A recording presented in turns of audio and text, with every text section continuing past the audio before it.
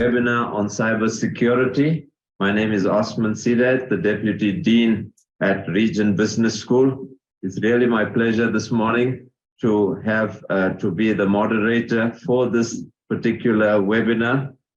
We have some very seriously interesting speakers this morning, and I think it'll be more than just about the basics of cybersecurity. Thank you for your time, for making the time to attend this particular webinar. I'm not going to waste too much more time. What we have is 3 speakers, and I'll introduce each speaker as they are going to make their presentations. And there will also be a poll that will be undertaken towards the end after the 3rd speaker has spoken, and that will then leave the time for the questions and answers. You can use the chat forum for your general comments, but if you have some questions, use the Q&A function in order to put together, and that will then direct it at, you may ask which speaker you want to answer that question, or you can leave it open and we'll put it to all the speakers. Thank you very much once again and welcome. And without further ado, I'd like to start by introducing the first speaker, Akona Nkalichane, who is a cloud computing specialist. And the interesting thing I found about her is that she helps organizations become cyber resilient. And hopefully she'll unpack how she does that. But let me now go ask her to make her presentation. Thank you, Akona. Thank you so much, everyone. Welcome. I understand that people are busy, but whoever took the time today to join us and be part of this, we really appreciate it. So for me, cybersecurity is something very interesting. I think in the recent years, we've seen how the evolution of technology has shifted everyone's lives around. We are becoming more and more dependent on technology and the internet. Everything we do is at our fingertips. And with that happening, I think what we don't realize is the risk that are involved in doing all of that. We're all about the easiest things that we want to do in life, how convenient things are, but do we have all the right resources to make sure that people are actually protected and that we are protected from cyber threats and all of that? So for me, I'm going to be unpacking some of the things that people should look out for. And firstly, we're going to be starting on the challenges that most organizations face when it comes to cybersecurity. And one of that would be, I think with the adoption of cloud in the recent years, we've seen that a lot of people are moving away from on-premises solutions and adopting cloud solutions. And with that, there comes a lot of vulnerabilities as well. And we find that in the recent years, dating back from 2020, the increase on cybersecurity when it comes to cloud has increased about 41%, which is actually a major increase. And when we look at that, there's quite a lot of vulnerabilities that organizations face, and not just your bigger companies, even your smaller companies to your individual as well, because believe it or not, as an ordinary person walking on the streets, wherever you are connecting to the internet. Everything that you do depends on internet, and you are also vulnerable as well. So what people need to do is look at the cloud vulnerabilities that they are there, and the way to combat that and try to make sure that you are protected or you are safe, or at least you are not a target, is to adopt zero trust days, whereby you treat every environment that you have, whether it's a cloud environment, a hybrid environment, or even an on-premises environment, you treat it as if it's already at a vulnerable stage, therefore adopting the right solutions to make sure that you are protected. One of the challenges as well that we find organizations to be facing is mobile device vulnerabilities. And I think the reason for that would be with the start of COVID-19, about 3 years ago, the world shifted everywhere. Companies that used to work in their offices, now people were forced to work remotely. And that actually meant that a lot of companies were not ready for that type of shift. And while they were forced to have their employees working offsite, it actually meant that they were exposing themselves to some sort of vulnerabilities, because you find that now your employees are connecting to different types of hotspots. And sometimes employees are on the run, they are on the go, some are working on the field, they've got mobile applications for office related work that is on their mobile devices. People are accessing their emails on mobile devices. With the adoption of cloud solutions, you find that you do your Excel work on your mobile device, and that is actually exposing company data, and meaning that there is some data that is actually exposed as well. So companies will need to actually adopt security solutions that cater for mobile devices, especially with the adoption of cloud, because everything that we do today is shifting to the cloud world. I think another thing that is facing, which is a big challenge that companies are facing, it's something which is not new. It's been there for years. It's not going to go away anytime soon, is ransomware. I mean, it's been reported that an average downtime, if a company has been hit by ransom, is about 21 days. Yeah. So you can actually imagine that within that 21 days, you are actually trying to remediate and trying to make sure your systems are up and running. But at the same time, there's a loss, you are losing quite a lot. And also having your data backed up in different locations as well. I mean, you cannot say that you've got enough security solutions in place if you don't have a backup environment. They always say you need to practice a 3-2-1 copy, whereby you have your data at least sitting in 3 different locations. It could be you have one on your own premises in the office. There could be another one sitting in a different location and another copy sitting in maybe on the cloud.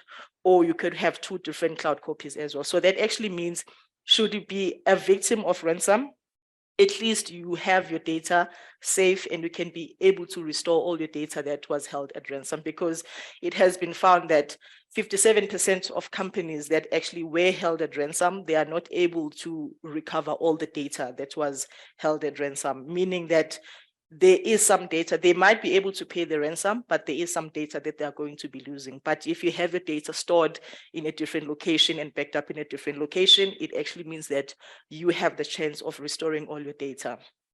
Another challenge that organizations are facing is the inadequate post-attack procedures that they have in place. This comes, I mean, like most companies, actually, the funny thing is when they get hit by some sort of ransom, they were aware that the solutions that they have in place are actually not adequate enough to protect their environment, or they were aware that they are actually, it's a vulnerable stage. But however, you find that even if they do get hit by some sort of ransom or some sort of attack, even the procedures that are put in place are not enough to protect in something like that from happening again. So they get hit again soon after by another ransomware attack. Another issue that companies are facing would be your legacy applications, whereby we find that with the latest cloud adoption and applications and solutions that are available for cloud, they are not, they do not cater for some of the legacy applications, or they do not work hand in hand, or there is not enough integration. So you find that some companies are forced to keep on working with their legacy applications, but that does actually put them at a bad state, because with the latest technologies, the solutions and everything that are in place are actually not enough to protect all those legacy applications, meaning the companies are then forced to adopt different types of security solutions, and that actually becomes a bit expensive. Then the solution for that would be patching your systems on a regular basis and also adopting the latest technologies. Why would you do that? Because every solution that is updated or that is created by your OEMs currently is going to cater for the latest technologies, because that's where everything is moving. So if you're still stuck on your legacy applications, you are actually putting yourself at risk. Moving forward, another thing that I think a lot of companies actually don't cater for, and then there are cybersecurity best practices that we need to look at when it comes to your staff members in the companies, your employees, because believe it or not, I think some of the speakers are going to be touching on how actually the human factor is one of the biggest contributors when it comes to cybersecurity risks and threats as well. So what would you do then to make sure that you adopt the best practices so that your employees are aware of what cybersecurity is and why it's important to do the right things? One of the things would be to offer cybersecurity training. So we find that, I mean, as humans, there's so much that we can do. And having to work on different applications and different sort of technologies that are available, people need to be aware of what they are getting themselves into and what it actually means to be in those environments. And if your staff members are not actually trained on cybersecurity and what the best practices are, it means you're actually putting yourself, your company at risk, because if employees are not aware that certain devices can be carrying some threats, your USBs, I come to work, because there's free internet at work, I'm gonna be downloading movies and I'm gonna be plugging in my hard drive because I'm transferring all the movies to my hard drive. But that external device that you're bringing on, you don't know what it has been exposed to, and you don't know what it's bringing on. And it's going to be much bigger problem if the devices that is being plugged on don't have the security in place as well. And then the use of VPN is also something very important, because I think with people working remotely, we have seen that, I mean, another big challenge that we're facing in South Africa is the power issue. We are suffering what you call load shedding. And most of the time, I may be working from home as a remote worker. And then you find that at a certain hour of the day or certain hours of the day, the power goes off. I don't have backup at my home. I'm probably going to go and access network at a restaurant or a coffee shop where I'm going to be working. But then the hotspot that I'm connecting to, I don't know if it's safe or not. And it's very important that the use of private networks is there so that employees or the devices that are accessing those public networks are actually protected as well. And then another thing is that companies need to adopt is the password policies and the use of multi-factor authentication. So having to have policies that enforce strong passwords, and maybe have a policy that prompts your employees to update their password on a regular basis, is another way of making sure that you stay cyber resilient. And the use of multi-factor authentication, whereby if you log onto a certain device, it's gonna accept your password, but you might be prompted to provide another sort of verification to prove that you are the person accessing that device. It could be a PIN that is sent to your phone that you need to then enter into your device. This is safe because if your hackers actually access your device by using your password, they will be stuck when they have to do the authentication, because now it's coming through to your mobile device and you can be able to reject it if you are not the person that is actually using that device. Employees need to know that they need to avoid trying to click on links and pop-ups that actually come up and actually prompting them to enter any form of personal information. But believe it or not, they could be asking you, on my way here, I got an SMS that was telling me, unfortunately, we can't deliver your parcel because of a missing address. And I'm like, I didn't even ask for that, you know. So if I was someone else, I could have actually got in there and entered my personal, my email my address, and then who knows what would have happened. So it's all those things that employees need to be aware of. Clicking on email, I mean, on links that you don't know where they came from, and then for all you know, it's an attack to the rest of the company. And using secure Wi-Fi networks as well. I understand that data is something very, very important, but at least if you are not going to be accessing secure networks, make sure that your devices are actually protected and have the right solution. And also, before you need to be aware of what you share on social media. A funny thing is, I think we live in a world whereby people are so connected to the internet that they share their whole life with the internet. Sometimes I get into the office, I take a selfie, I post on the internet, first day of week, whatever. And this is actually prone to ladies. I think they love content so much. But you could be co-posting something that has some background information about the company, or maybe your screen is open and it has some very private information on there. So people need to be aware of all those things. Another thing that we should be looking out for, I know we're speaking cybersecurity, which is something that, I mean, we're always speaking about cloud security, but no one can see, but physical security is something that is very important as well. I always tell my colleagues, when you leave your desk, make sure that your laptop is locked, because I understand that we're all working for the same company and you wouldn't think otherwise, but just try to practice to put in place best practices like locking your device when you're going away. And if you're going to be off your device for some time, don't put it to sleep, shut it down, all those things. Just try to make sure that you are protected. And then I think with everything that has been said, there's also trends and imaging technologies that we need to look into. One of the biggest trends is obviously when it comes to technology is cloud computing. We are moving away from using physical devices. We have companies that have their whole infrastructure on the cloud, and then that actually means they don't have physical servers. The adoption, a lot of people are now moving to the use of Internet of Things devices, IoT devices, which are actually, they carry a lot of risk as well because of the technology that is embedded on them. And cybersecurity is something that has become a need. It's no longer something that you just may want to have. Whatever you're doing, every day we are processing data. So it's very important that we have the right solutions in place.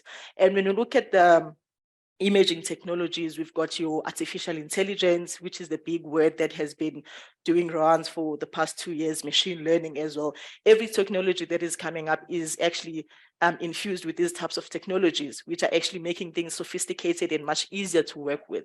And then we find that we have technologies that can be able to do predictive defense, making it easier for you by using advanced security layers to make sure that you stay protected. Hybrid environments as well. We found that as much as people are in liking of the idea of cloud, but also they still want to keep their hardware infrastructure in place. So a lot of companies are using a hybrid environment whereby they might have some loads, workloads on premises, but they also want to use cloud as well for things like scalability, because it's easier to increase the workloads and scale up as well. And then last but not least, measuring security effectiveness. We need to look at these three factors, which is people, process, and technologies, whereby you need to have people who understand how the organization works, and then have the ability to process and deliver constant results against desired goals and objectives within the company. And technology, of course, you also need to have the reliable technology that manages your security risk within the company. And other things that you might actually use to measure the effectiveness of security is the list of your current capabilities that you have. You need to identify your vulnerabilities as well and be able to practice regular patching and doing your updates. With cloud, it means that there's a lot of updates that are running, and having to run automated patching actually makes it easy because you are now staying up to date with the latest technologies.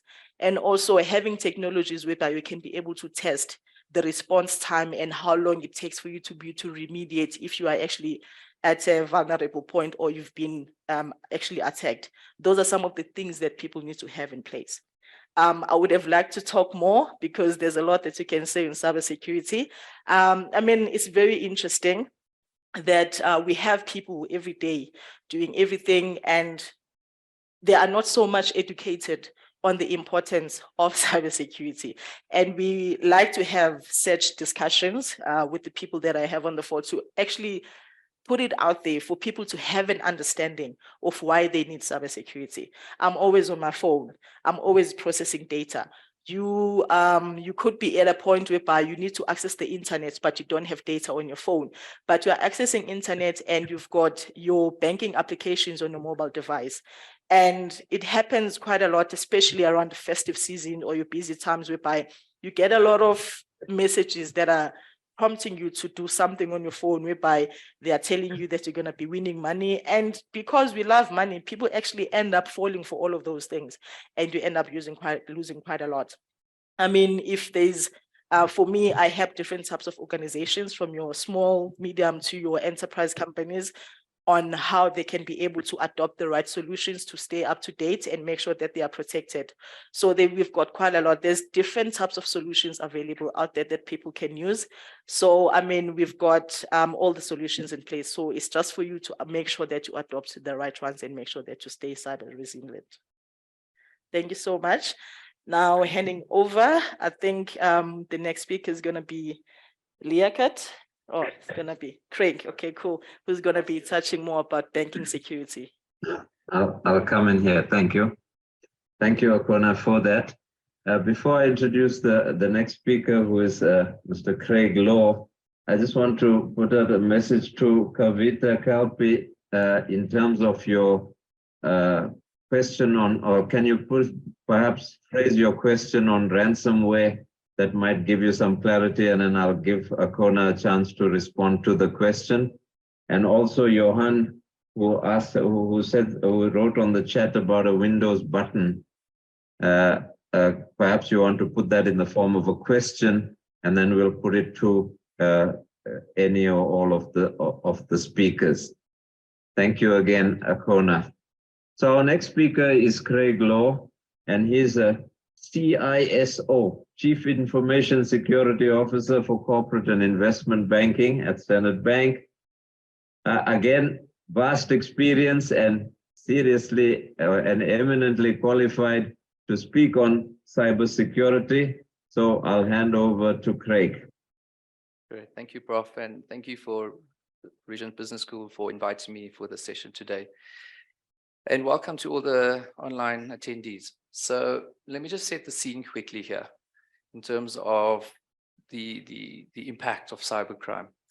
So it's estimated that by 2025, the cost of cybercrime will be sitting at $10.5 trillion annually. That's impacting the global economy.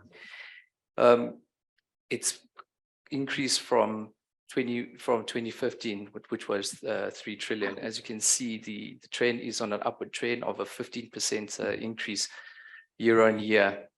And what is quite flabbergasting is that the 10.5 trillion is close to, or just slightly over, the third largest economy in the world, which is, it's just mind-blowing. So the question is, why is this trend on upwards? Well, I guess it's just with us evolving, technology evolving, everything being online and digital, it just makes it easier for a criminal to sit behind his desk in his safe environment, hacking away and doing what he needs to do, rather than physically hacking a bank or robbing a bank, which is a lot harder. So moving on, so you may be thinking, why is this important to you? How does this fit you? So the reason why is because, well, like I mentioned earlier, technology, cybersecurity defenses is maturing at a very rapid pace, is evolving. However, unfortunately, as humans, we are not following the same suit. We are currently seeing a trend where humans are being more attacked or targeted than technology. And yes, again, the reason it's simple. It's because it's just easier. It's faster, simpler, and it costs less. Criminals see us as low-hanging fruits or easy targets. So hence, it makes sense for them to target us, right? And with the information being on the internet nowadays, it's easy to find an email address, for example, maybe on your corporate website, a click of a search on Google, or even social media, which Akona spoke to earlier. And you know what people post on social media, unknowingly, they could land themselves in trouble, even making themselves a target. Simple examples are such as like putting down or noting the organization you work at, if you work at a bank, for example. Then going further, providing them, okay, you're working within the finance division, and then you're specifically saying what you do on a day-to-day basis, providing view of your role, saying that you release payments. That combined with other social media information such as your birth date, your pet's name, your kid's name. That provides the criminals a portfolio or a profile of you as an individual through their research. And the more information that criminals have, it makes it easier for them to trick and fool you to provide you information. So I think ultimately, unfortunately, humans are still the weakest link. And I guess we can change this narrative, starting with webinars and sessions like this, where my colleagues and myself have the opportunity to share with you, create the awareness, and just empowering yourselves with knowledge that you don't fall victim to any of these attacks. All right, so let me just delve into this a bit deeper, and I kind of did touch on this earlier. You may be familiar and have seen these words before: phishing, smishing. What are those actually? So those essentially are social engineering tactics. They leverage, or they want to use or leverage off and exploit human emotions and trust rather than physical tactics. So let me just unpack each one of these a bit. So phishing, typically you receive this via email, the criminal will send it to you, trying to gather information about or gather sensitive information, or infect your machine with malicious software such as malware or spyware. Then you have vishing, which is when a criminal tries to or calls you and tries to elicit information via the telephone, either to your banking or to get access to your banking details. And maybe I'll just put it out there, and to note, Standard Bank or any other bank will not ask for your PIN, your password, your OTP, etc. And then lastly is smishing. So this is very similar to the two above, where it's about getting information, but this is done via SMS. And this specific tactic we have seen being more common now, and that's purely because the uptake in digital banking, mobile banking, etc. So I think having a look at all three of these type of tactics, they may look different, but ultimately the goal of the person is to still try trick you into providing information, access to your machine, and ultimately to try and get access to your money. So maybe just a statistic from you. So according to the research by Deloitte, 91% of all cyber attacks starts off with a simple and easy phishing email to an unexpected individual. Okay, so as I mentioned, we spoke about the three common tactics. We personally have seen that phishing is probably the more common one across the various three. So I've brought or put up on the screen an example of a phishing email, and I want to just kind of go through and take you through these points just to help you try and pick up, the common themes that we've seen. And yes, you may be thinking to yourself, I've got hundreds of emails, how can I apply this? Unfortunately, we just have to be cautious, because it just takes one for the criminal to successfully get, and unfortunately then there's going to be trouble after that. While going through this process, I implore you to please use your critical thinking. That is something that you should be applying. So let's start from the top. Is this mail expected? Is this kind of common that you receive a mail of that nature with that specific subject? And the person sending to you, is she or he known, and are they likely to send emails to you? Have you engaged with them previously? And yes, the name that comes up may be the same name, but you've got to be careful and have a look at the email address. It's quite often that it's either a completely different email address, or they go and edit and add a digit here or a letter there, and then it's actually somebody else you're communicating with. And then if you have a look, the toolbox, is it directly to you, or is it a blank box there where it could be sent to a distribution group? So then you're going to think, why is this individual sending it to a distribution list and not to me directly? Right, and then typically in an email you'll get the attachment thereafter, and here the criminal may attach a document, put a link in there. And yes, links, you should be definitely having a look before you click on it. And an easy way to do that is to hover your cursor over that link. Then you will see the URL that would normally pop up, and then you can have a quick assessment or cursory and see whether this is in true valid address that you should be following. And then moving on, so having a look at how the email, the body of the email is written. Is it a personal greeting or is it impersonal? Typically, it's impersonal if it's coming from a criminal. And also then around the story, is it plausible? I'm sure you may have received or seen mails coming up where you've won millions of dollars from a deceased family member. So that's clearly not plausible, and it's not valid. And thereafter, then they try to appeal to your emotions. It's that whole human aspect again, and then apply some sort of urgency around it. So, for example, emotion in terms of failure to do something will lead to suspension or imprisonment, for example. So they kind of put you and play on that in terms of the emotion. Then leading off onto that would be an action from you. For example, opening a website, putting your credentials, or making changes to bank accounts. So I think these, all in all, are just rough, some telltale signs that we've seen and you can use and adopt to help try identify any phishing emails. So what do you do if you do receive an SMS or an email of such nature and you suspect it's suspicious? Well, firstly, if you're within a corporate and you have a security team, reach out to them, send them the email, they can validate and assess it for you.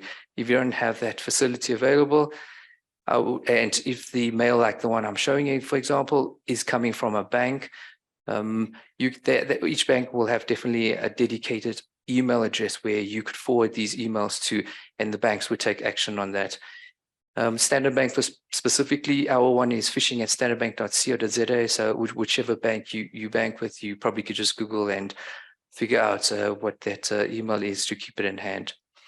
And lastly, if you're not related to any of the above mentioned items, the recommendation is to just delete the SMS and email immediately. So yeah, I think in parting, just some words of advice. I think just keep current with the various attack techniques that are out there. Be vigilant, keep yourself safe. And yeah, I think with that, I will hand over back to Prof. Thank you. Prof, can you please unmute? Thank you very much, Craig. And again, the message coming through is be vigilant. I just want to say that perhaps there's a couple of questions that are coming up, so please continue to put your questions on the Q&A.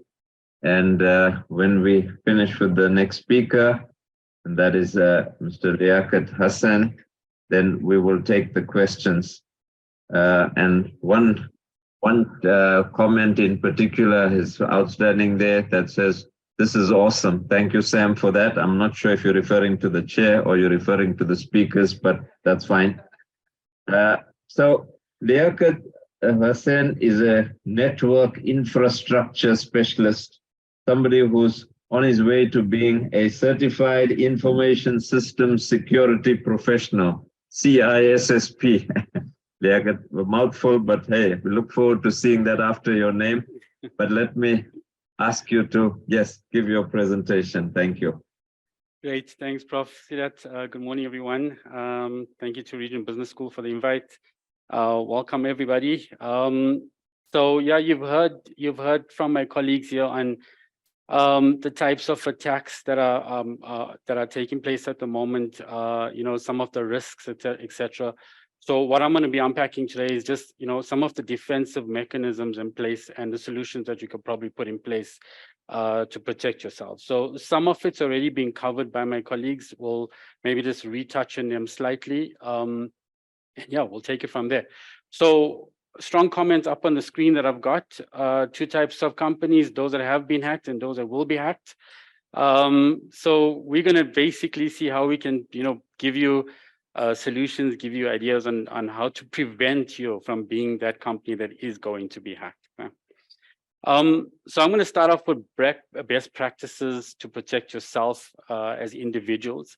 And just looking at some of the topics I've got on the right-hand side of the screen. So starting off with setting some cybersecurity goals. So having a look at what you've got in terms of your devices, the number of devices you have, or what devices are you trying to protect? Is it your mobile devices, your laptop device, your desktops? But also look at what else you have as an individual. Perhaps you've got home automation systems, you've got surveillance systems, and these are all now connected. Everything's connected to your home network. You're using them for remote access. So really take a good look at what you need to protect, and have a look at what sort of data you have with you, what sort of data you need to back up, and where you're backing up that data to. Think before you click, as my colleagues already touched on this, go over those URLs, have a look at exactly where they're pointing to. If it looks like a suspicious link, think before you clicking that. Don't get phished. So Craig spoke about this. Really just look at those emails, look at the grammar in them, look at the sense of urgency. Is it something you were expecting, as he mentioned? So yeah, really just try and protect yourself from getting phished, etc. Going beyond the password. So relook at your passwords. What type of passwords are you setting up? Are you setting up something simple? Are you setting up your birth dates? Are you setting up a kid's name or a pet's name? So try and extend those password lengths. Normal recommendation is to go 12 characters up, make them complex, make them a bit more into a passphrase if you want to, that's easier to remember. But then also you start using things like a password manager. Don't do one password across all your accounts, because if one account is compromised somewhere, a hacker is going to try and find which other accounts of yours he can use the same password. So look at password managers, which will be easy for you to set, generated passwords according to whatever criteria you want across your different accounts, and have one master password for your password manager. There's also areas on the web that you can go and check to see if your password's been compromised, or if you're sitting on the dark web as a vulnerable credential or something of that sort. You can go and check those to see, but again, don't panic. Just use those accounts, or if you find those accounts, just go and just reset those passwords when you can. Keeping it fresh. So always try and keep your devices up to date, your firmware, your software on your mobile devices, your software on your laptops, your desktops, software on your IoT devices, as well as the camera systems, whatever other connected device that you have, right? Keep the software up to date. Okay? Look at the applications that you're downloading. Do you actually need all of them? Are they verified applications? You're downloading it even from the Play Store or the App Store. Just be cautious about what applications you're putting down onto your devices, and possibly what vulnerabilities they could have. Reflect and connect. Both Akona and Craig touched on this. It's really when you're out at a coffee shop, when you're out and about anywhere, and you want to connect to a Wi-Fi hotspot. Just the normal basic best practices when you're there, right? Is using the VPN. Consider what you're actually doing from the public hotspot. If it is browsing for news, etc., fair enough. But if you want to start doing more secure connectivity, then try and use the VPN, or maybe just avoid it altogether. You'd rather hotspot with your mobile device if you needed to, and be a bit more secure. Your smart shopping and your secure shopping. So go to websites that you're familiar with for online shopping. Go to secured websites. Make sure you've got a website that's got the little lock icon in the top corner. Be aware of this, and be aware of the URLs that it's taking to you to, because it could take you to a spoofed website of what the original one is. So try and actually make sure that your shopping experiences with companies that you're familiar with, that you've dealt with before, and keep yourself secure in that manner. Physical access, again, to your devices. Don't leave your device hanging around. Don't leave it on a counter. Don't just leave it on a coffee shop a table and walk away from it. Anything can happen. Somebody could, try and pick that up, try and inject a malware if possible. They could obviously with stealing the devices, there's data that's on that device now. So there's a lot that you need to look at around physical access as well. With physical access, charging with caution. Just be careful where you're plugging in your device when you're charging. Rather carry a power bank with you. Don't just plug it into any charging port that you find somewhere. You don't know if it's actually a charging port or if it's somebody sitting on the other side that's just waiting for you to connect in so that they can start some malicious activity against your device. And then lastly, multi-factor authentication, which Akona spoke about, having that second level of authentication and just to add that layer on and really to just protect yourself. So moving on, what we're going to look at now is security for small to medium enterprises, specifically around network security. In the whole cybersecurity space, we've got this huge cybersecurity word that we have, but there's so many domains in cybersecurity. You've got security operations, security engineering, you've got, compliance, governance, threat intelligence, training. So in all of that, you've also got some common frameworks, and one of a few of the common ones being like CIA, which is your confidentiality, integrity, and availability. You've got your ISO 27001, MITRE attack framework, and then one of the ones that we work with is the NIST framework.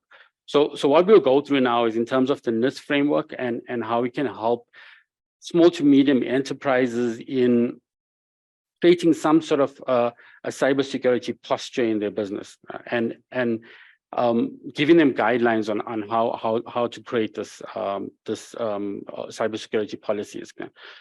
So if we touch on each one, is first the first pillar we look at is identify. So in your environment, in your business, again, you want to identify what you have. You want to identify your assets. You want to identify your endpoints. You want to know what servers you've got, what desktops you got, laptops, mobile devices. Again, your networking equipment, your switches, your routing, your camera systems, access control. You need to identify all of that and document and put a plan together of once you've got the whole identification done and you've got a listing of all of your endpoints and your assets on the network, putting together a bit of a policy around that of who and which staff members have access to what, who has access to the sensitive data. Maybe even your vendors that you deal with might have access to sensitive data. So with identifying all of your assets, you want to now start putting a bit of a policy together on the data that they can access, right? With that, you want to try and also look at how you're going to start protecting those assets. So when we move on to the protection pillar, what are the fundamentals around protection in the NIST framework? So we want to look at who's got authorization to access the data. What security layers and security solutions have you put in place to protect your environment? So firewalling, your endpoint detection and response. And as Akona spoke about earlier, we're finding customers that are just having the basics of an antivirus software, which is no longer sufficient in the industry now. It's no longer, the threat landscape has changed so much. It's evolving so quick that the conventional antivirus software is not sufficient for you. So putting into place, a good endpoint detection and response system. What are you looking at in terms of your backups? What are you doing about data exfiltration? So not just monitoring what's coming into the network, monitoring also what's going out of your network. So putting all these security solutions in place is what's going to now start looking at protecting the environment. You want to also start with protecting, you want to also start looking at the training that they spoke about. So getting the staff trained, and we know that the users are the weakest link. So getting the staff trained and getting your employees trained on cybersecurity, but also carrying out internal phishing simulations, right? So finding out who possibly could be the vulnerable users in your environment, and then perhaps sending them on more intense training or a more deep dive training, and that's all around your whole protection layer of the framework. So once we have identified and we know what we want to protect, we want to also do some detection on the network. What's happening on the desktop PCs? Who's utilizing them? Who's accessing what on the network from those desktop PCs? Are flash drives being plugged into them? Is flash drive could be a risk because we don't know what's on there. Akona spoke about, users bringing their flash drives to work and trying to download movies and then copy them across. With this as well, we want to do network monitoring. What's happening on our network? Is there suddenly high amounts of traffic? Is there suddenly high amounts of uploading traffic? Right. So is that now going to start creating alarm bells for a network ops team or a security ops team that there's something not correct or that shouldn't be happening on the network? And then you also want to start looking at just monitoring potential threats or behavior on your environment. Yeah? So things like number of logins or multiple attempted logins within a short space of time. Is that suspicious? Perhaps geolocations. Craig, for example, sitting in Johannesburg, but and his team knows that he's here in Johannesburg, but they're picking up attempted logins for Craig coming out of somewhere in Europe or Asia or whatever it is, and that can't be right. So is that a potential now that someone's actually trying to compromise their systems? Yeah? So all these detection mechanisms need to be, and policies need to be put into place. Yeah? And then what happens if all of it, it still passes by all of this? I mean, there's no guarantee that everything's going to protect you. I mean, at the end of the day, again, it could be you can have all the security in place, you can have all the training in place, and a user could have been, just so inundated with multitasking that an email came through, didn't actually check what Craig said you should be checking, and you clicked the link, or, didn't actually check the SMS that Akona got earlier today, and she actually clicked it, and she went ahead with that. So what happens then when there is a breach? The first thing, obviously, is not to panic, right? You've got a team in place. You've put and companies with this whole identification area also would have put a incident response team together. And what would happen if there is a breach is initially the user that might have experienced a breach would have to then notify management, notify IT. We'll then obviously get the IR or incident response team together, right? The incident response team, again, made up of multiple individuals, not just IT. It'll be management, it'll be IT, it'll be your CISO, it'll be legal, media, and PR, because you need to start, notifying clients that you've had a breach. You need to notify internally that you've got a breach. And you just got to be transparent about the whole thing. So in response, you're going to start having a plan together of what happens when there is a breach. How do we respond to it? What has been compromised? And that's what you got to communicate across, right? And then it's also to try and contain that incident. So with a lot of the up-to-date security solutions that we put in place, when especially with the EDR, etc., when a device has had an attack, right, we can contain that device off the network. So immediately, the IT and incident response teams can now try and get to that quickly enough. And then going on from the response is how do we recover from all of this? So when we're recovering, getting our systems back to normal, going back to our backups, restoring what we need to, getting our desktops and servers back up to date. And then also, what have we learned from the whole experience? What have we learned from the whole attack? Is there anything we need to go back and do and change in our security policies? Do we need to adjust those in any way? Is there new solutions that we need to put into place, or have we updated updating our existing solutions? And that's part of the whole recovery process. So in a nutshell, that's the basic around just network security and the whole NIST framework that businesses can easily implement. So just in closure, cybersecurity again is teamwork. It's a myth that just IT is going to take care of everything. It's really from your top level management all the way down. Everyone's got to be involved in it together, and look at it totally at how they can protect the entire environment.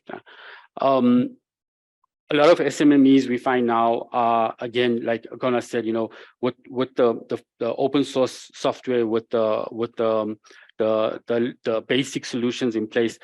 Perhaps cybersecurity we know is a bit of an expensive industry. So putting a budget together and weighing that budget up against things like the turnover without any security solutions in place, or versing that into putting an actual security solution in place and versing that against the business turnover and looking at what the differences are in percentages on that. How quickly can you recover from an attack? 21 days, some companies have said it's taken them even longer, up to 7-12 weeks to recover from a full attack. And during that time, can the business actually sustain itself? So in closing, let's just work together and see how, and as well as creating awareness everywhere that we can. It's just about, the more awareness we can put out there, the better we start training our people and getting the message across. And so thanks very much for that. I'll hand over back to Prof. Sirat. Thank you very much, Liaquat, for that. So I want to ask to start the polling. Then we can move on to the questions. So the polling just asks your participants 3 simple questions where they have to answer yes, no, or agree, disagree.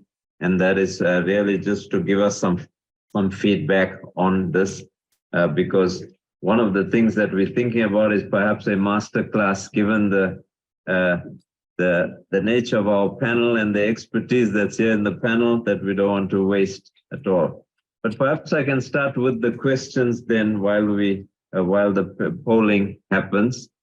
So with regard to Akona, I think there was a question about ransomware. And if I can read the question, is there a solution to malware using cryptoviral extortion? I'm not sure if you got that, but it sounds to me like an academic assignment, but here we go. That's what Kavita is asking. Is there a solution to malware using cryptoviral extortion? Okay, I hope I'm going to be able to answer this the way that they expected. So, I mean, when you're looking at a ransomware attack, basically, it's where they're basically in charge of your data. Your data is, and for you to be able to get that information back, you will need the encryption code from those people to be able to get it back. Do we have the solution that actually makes sure that is in place? I wouldn't say there's a specific solution that addresses everything all at once. Like I said, when it comes to cybersecurity, there's a lot of, there's different types of security levels that you need to have in place, and all depending on the requirements that you have. But obviously, encryption is one of them. There is solutions like that in place, but is it 100% guaranteed? I mean, this is like your insurance. You have the solution in place, but it's not a guarantee that it's not going to happen, but you're just putting the security measures in place. So there are such solutions that can be able to combat that from happening, but we cannot really say that it's 100% solution that is never going to happen, which is why we always say have different layers of security in place. Don't just rely on one basic antivirus. Have something that goes from your network, from your endpoints to your network, so forth, applications, cloud applications, and all of that. And then that is when you can actually say you are actually in the right place to spot to actually say you are protected. But all the solutions in place are there to try and make sure that those things don't happen, but it's never a 100% guarantee that nothing is ever going to happen. Thank you so much for that. So I got there's quite a few questions coming up. I'll just go in the order of the speakers. So we'll ask Craig. Asadullah wants to know, as a student, what is the best search engine to use? And I don't know. I guess that's a personal opinion. I myself use Google. Probably back in the day, we started with Netscape and Yeah. IE. So yeah, I think technology has evolved, and for me personally, I think Google is probably the best search engine at present. Thank you so much for that. Then we have a from Tandanani that talks to really issue about gadgets used to steal data, and she put some things out there in terms of people being. She mentions. Sorry, let me just get that question. She mentioned that a work colleague experienced a challenge and 4 million rand was stolen from the workplace using his password and the hearing that ensued thereafter. So somebody's password was obviously hacked, and there were a couple of questions. How do I know that a password is hacked? So perhaps, Liaquat, you can try to answer that. So for an individual, I think I mentioned earlier on is one of the websites that you could use is Have I Been Pawned? That's just to check your individual accounts, but really for a corporate environment or the SMME environment, if a password is compromised, that's going to now be picked up by the security team within that environment or with their service provider. But yeah, I suppose a common one for everyone to check if their passwords have been compromised is Have I Been Pawned? Have I Been Pawned has two options, if I'm not mistaken. It's got just putting in your email address and putting in your email address and your password. So a lot of people are reluctant to put their password in as well. So you could just run your email account through Have I Been Pawned and check to see if you've had any compromises on any of your accounts anyway. Thank you. Just as a follow-up to that, Mosla Tego asked about using a free password manager or using a password manager. Any thoughts on that? Yeah, so we try and stay away from anything that's free. But there's a lot of the password managers have different packages available, and they could have free package which has some limitations in it. The best thing is really to just research and look at what's really popular in the market, in the industry, what others are talking about that's the most secure. I don't really want to name brands here right now. There's been breaches with some of the password managers in the last few years. There's been some recently. So yeah, really just do a bit of research around that, but definitely try to use a password manager. And sorry, on that, just one other thing on that is maybe avoid trying to save your passwords in your browser. Rather use the password manager. So I want to just beg your indulgence, panel, to give us a couple more minutes so that we can get through some of the questions. I'll put this one to you, Akona, but the others please come in. So Audrey asks, are hackers female? Are they female hackers?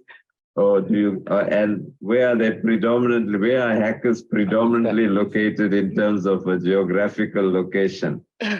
Sounds to me like one stereotype. I hope you don't say Nigeria or something like that. But well, that's actually a very interesting question, because I think in general we always see women as angels, if I can call it that, always people who are not prone to doing what men are. I mean, men are seen as bad guys most of the time.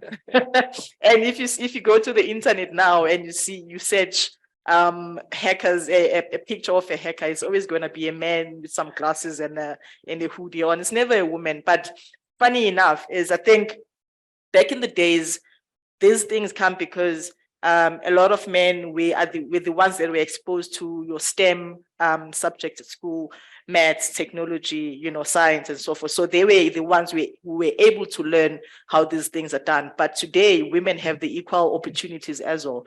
And there are women out there who are actually hackers.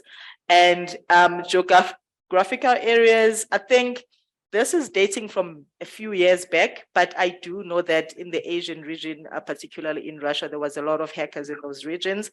I don't know how it's standing at the moment, but I would like to think that Africa as well is another place whereby the hackers, the number of hackers is actually growing. And the reason for that would be Africa is one of the continents whereby it's still a bit behind on technology. So that actually puts us in a vulnerable state whereby the technologies that we have are not so advanced or sophisticated enough to stop whatever hackers are doing. So we have become a continent that is growing in terms of technology adoption, but you don't have the right solutions in place to make sure that you are protected. But there are definitely women out there who are hackers. No, thank you for that. So, Craig, perhaps I can put this to you. Two people, KK talked about Transnet having suffered a major attack. And the question is, how prepared are we in South Africa for this kind of, attack on organizations? And Sam asked, what can the government do to protect us? Sure. Yeah, I guess it's back to what Leocat presented earlier, right? It's each organization, whether they are ready and prepared for an incident. There is no one place or one-stop shop that can protect the whole of the country. Unfortunately, everybody managing their own businesses, environments, they would need to ensure that they have the appropriate measures in place to avoid these things. And I think for us as an organization of our scale, we still think of it that it's not about if, but rather about when you're going to be breached and attacked. So that's how we tackle it on a day-to-day basis, keeping abreast of all the latest incidents and just making sure that we keep up with the times. But ultimately, it's each individual or the organization to make sure that the appropriate measures are again put in place. So yeah, on the Transnet matter, again, it's fairly a large organization, but it could have been due to various reasons, basic hygiene that wasn't in place. They didn't have the appropriate security strategy. We don't know exactly, but yeah, unfortunately that had to happen to them. I think 2016, we suffered something not same as ransomware, but that was essentially the turning point for Standard Bank and our security team within the group. That those incidents, I think we always laugh about it. It's a bad thing, but make a user incidents to advance your security strategy and make the moment count, because that's kind of where everybody's stressing and worrying, and then they're willing to go and look at security. From a government perspective, I know there is a cyber bill that they have published. Yes, naturally, I think they could do more. Probably some of the simplest things is starting with something like what we've mentioned, just general awareness, make the public aware of some of these basic, modus operandis and type of attack vectors. The more that people know, I guess it's just makes it easier to defend ourselves because we are more forearmed and forewarned. So yeah, I think definitely the government can do a bit more. But I guess that's everybody, right? Everybody can just do a bit more. But yeah, we all play a part in the game. Thank you.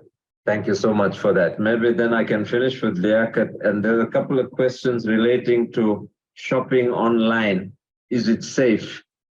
Saving my credit card details for future use. There was one from Victor Maile.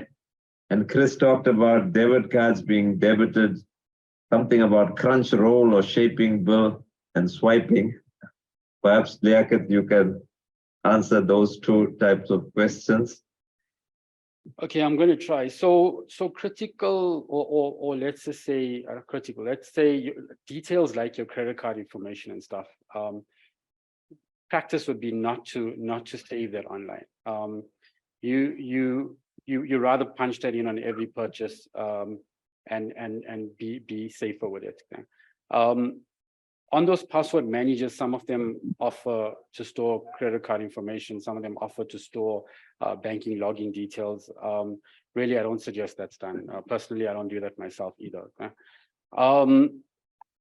On the second, I didn't quite get the second part of the question. If you can just repeat that for me. It was a question relating to debit cards being debited, and then some reference to something called crunch roll or shaping burr, something like that. I'm not sure what that is exactly. Perhaps some of the other panelists might be able to throw some light on that. Unless they're trying to refer to like an NFC device or something. Yeah. You know, I think when I mean your debit card being debited or basically having an unauthorized debit, because remember nowadays all companies need, or whatever they need, if they've got your account number, then they can be able to push forward a debit order. However, I think banks now have become clever. Craig can actually attest to that you also need to do some sort of verification to say you are aware of that debit order. And then I think also they are trying to come up with other technologies to try and not authorize just a debit order by having just an account number, maybe by having other useful information for you to be able to put it out there. But at the end of the day, like Craig said, when it comes to security, and I mean, Liaquat had said the same thing as well, it's all about teamwork. We can have the solutions in place. We can tell you don't do this, but if you go and do things there in a different way, if you receive a phone call and someone is asking you for your PIN and then you give it away just like that, who are you going to blame? If you're going to be logging onto a hotspot that you are not aware whether of the security on it, and even your own device is not secured, you're not going to not go now and blame the bank and say the bank is not secure. We also need to play our part as well and try to make sure that we do the right things. But some things can be prevented and unfortunately some cannot be. Yeah. Maybe just a comment on the unauthorized debit. So I know the industry across all the banks have launched a specific, I don't call it a product or a tool. So it's called DebiCheck. It's essentially for any new debit orders that are coming off your account, it gets validated in real time via a phone. So for example, you go buy a new cell phone or you sign up for a new contract at MTN, the actual request will come through on your phone to authorize for that debit order and approve it to take place. So that's some of the tactics or techniques that the industry are putting in place to prevent these debit order fraudulent transactions from taking place. Thank you so much. So I have to put this one last question because there were a couple of things there, and perhaps it's just a yes or no answer, Akona. Is it safe to accept cookies? It's